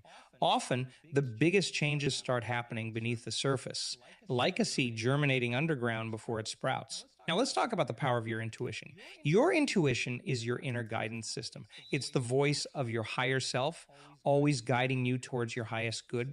In these next 48 hours, practice listening to your intuition. When you get a hunch or a gut feeling, pay attention. When you feel drawn to do something or go somewhere, follow that impulse. Your intuition is often the universe's way of guiding you towards what you're trying to manifest. This might feel uncomfortable at first, especially if you're used to making decisions solely based on logic. But remember, your intuition has access to information that your conscious mind doesn't. Trust it. Now let's address something that often holds people back: the fear of taking action. Some people think that manifestation is all about thinking and feeling, and that the universe will just drop what they want into their lap. But that's not how it works. Manifestation requires inspired action. You need to meet the universe halfway. So in these next 48 hours, be willing to take action towards your goals, even if they're small steps, even if you're not sure they'll lead anywhere. Action creates momentum, and momentum is key to manifestation. Remember, it's okay if you don't know exactly what to do. Start with what you do know. Take the first step, and the next step will reveal itself. Now, let's talk about the power of your energy. Everything in the universe is energy, including you, and energy attracts like energy. So if you want to manifest something, you need to match its energy. In these next 48 hours, focus on raising your energy. Do things that make you feel good. Spend time in nature. Listen to uplifting music. Engage in activities that bring you joy. The higher your energy, the more aligned you are with what you want to manifest. Remember, your energy is contagious. When you're in a high energy state, you not only attract good things to yourself, but you also positively impact those around you. Now, let's address something that often comes up: the fear of not being enough. Many people struggle with feelings of unworthiness or inadequacy. They think they need to be more, do more, or have more before they can manifest what they want. But here's the truth: you are enough, exactly as you are. You don't need to change who you are to be worthy of your desires. You just need to align your energy with what you want. So in these next 48 hours, practice self-acceptance. Embrace all parts of yourself, even the parts you think are flawed. Remember, it's your uniqueness that makes you powerful. It's your authenticity that allows you to manifest in a way that no one else can. Now, let's talk about the power of your expectations. Your expectations shape your reality more than you might realize. If you expect good things to happen, you're more likely to notice and take advantage of opportunities. If you expect things to go wrong, you're more likely to focus on and magnify problems. So in these next 48 hours, consciously choose positive expectations. Expect good things to happen. Expect your manifestation to work. Expect the universe to support you. This isn't about being naive or ignoring potential challenges. It's about choosing a perspective that empowers you and aligns you with what you want to create. Remember, your expectations are often self-fulfilling prophecies, so choose them wisely. Now, let's address something that often trips people up: the comparison trap. In this age of social media, it's easy to fall into the trap of comparing your life, your progress, your manifestations to others, but this comparison only serves to lower your energy and distract you from your own path. So in these next 48 hours, practice staying focused on your own journey. Remember, everyone's path is unique. What works for someone else might not work for you, and vice versa.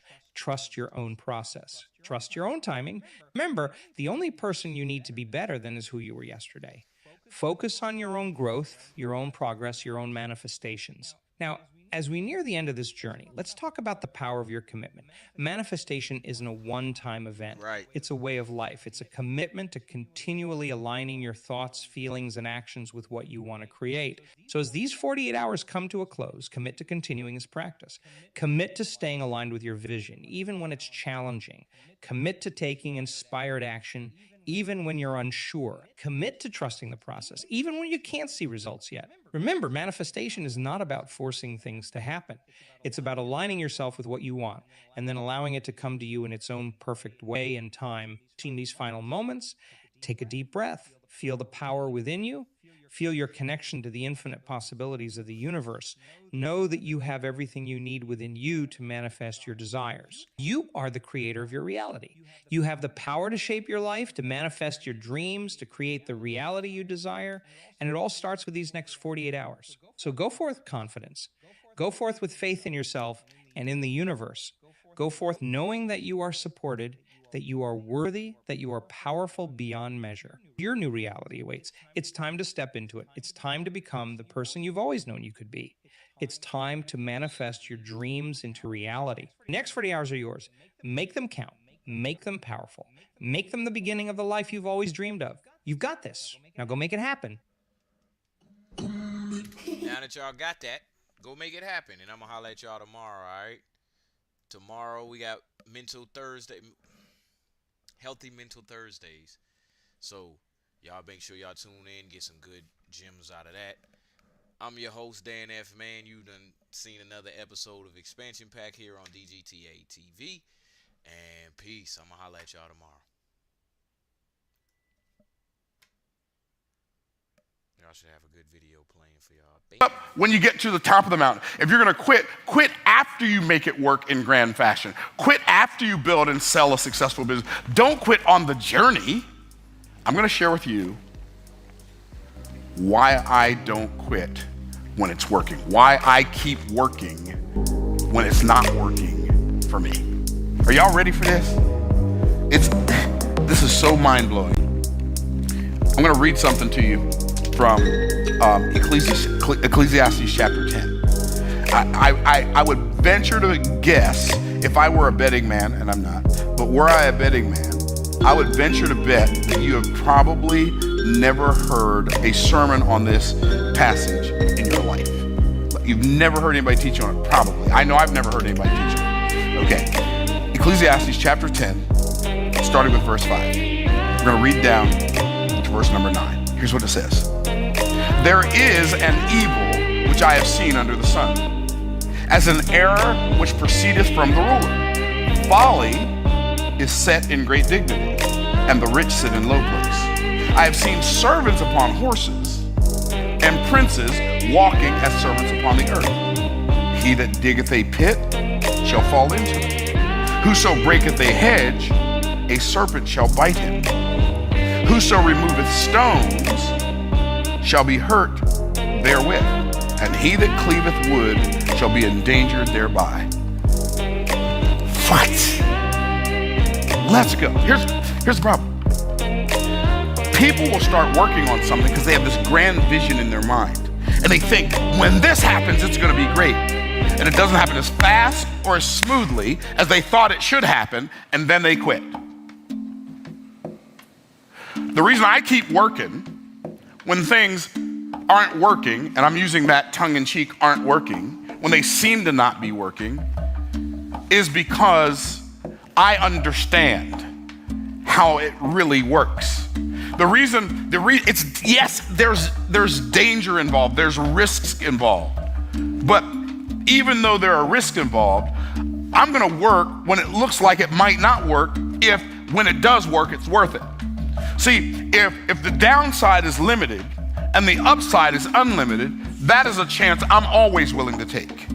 And see, there are people who are not willing to take a chance on an unlimited upside because they're so afraid of the limited downside.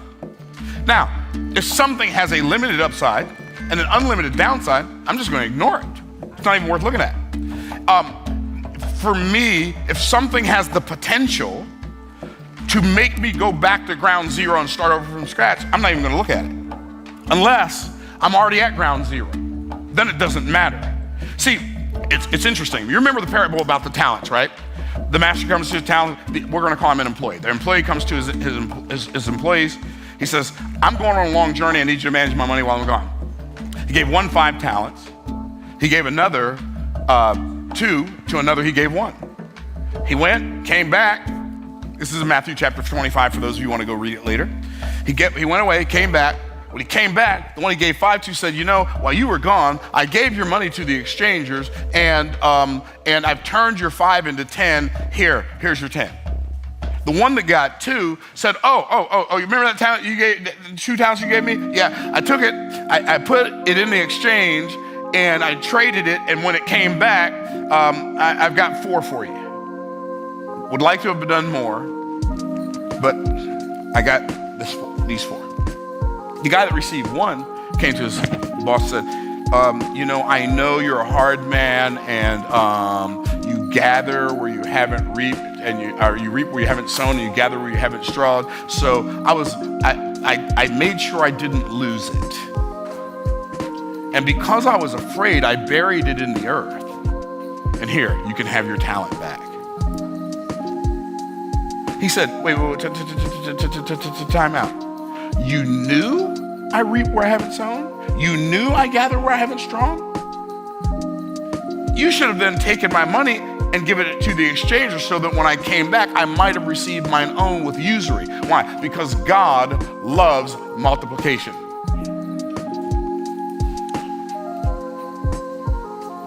Now here's what's interesting about that whole story. Who had the most to lose, the guy with 5 talents or the guy with 1? The guy with 5. I am telling you, this is one of the most strange phenomena in the world. Phenomena in the world. Phenomena. Don't do it, Myron, don't do it. I just started thinking of these little children's cartoons that I used to watch when I was a kid. I'm like, what's going on? Okay, so here's what's amazing. The people that have the most to lose are the least afraid to lose it. And the people that have the least to lose are the most afraid to lose it. It's just like that today. Yeah, man, that seems like a scam. Bro, I got some bad news for you. You grown and broke. You already been scammed. You're a full-grown adult and broke. And you worried about somebody scamming you? What they gonna get?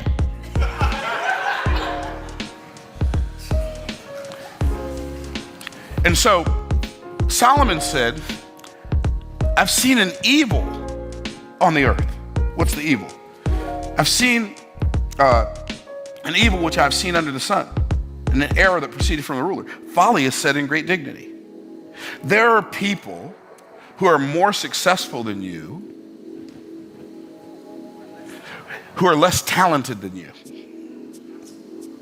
There are people who are more successful than you that are not as smart as you. There are people that are more successful than you who are less skillful than you. The difference is servants upon horses, princes walking as servants upon the earth. Why? Well, I believe the next verse tells us, he that diggeth a pit shall fall into it. The risk associated with preparing to build something scares people away. It says, he that breaketh a hedge, a serpent shall bite him. This is really fast. This whole story is really fascinating to me. He that diggeth a pit shall fall into it. Whoso breaketh a hedge, a serpent shall bite him. Whoso removeth stones shall be hurt therewith, and he that cleaveth wood shall be endangered thereby. So let's talk about, okay, you're digging a pit. If you fall into the pit, what could happen? Well, you could break your neck. You could break your arm, you could break your leg, depending on how deep the ditch is, right? So it's like, I don't want to dig a ditch that might end up causing me to fall into it and break my neck. And digging a ditch is really an interesting analogy to make. So if you read King Solomon, so if you go read 1 Kings chapter 3, you will see that Solomon asked God for an understanding heart to discern judgment. God gave Solomon wisdom and understanding greater than all the kings that were before him, greater than all the kings that came after him. And the next chapter says that Solomon wrote 3,000 proverbs and his songs were 1,005. 3,000 proverbs. I want you to think about that. So in our modern day vernacular, that would be like Instagram posts, Facebook posts, Twitter posts. Do you have 3,000 Instagram posts, Twitter posts, right? And you wonder why nobody knows about you. Because the wisdom that you have, you're not putting out into the marketplace for the world to find. I'm telling you.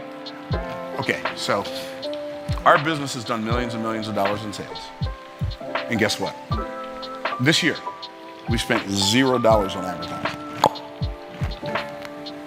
Why? Because we've written 3,000 proverbs and our songs are 1,005.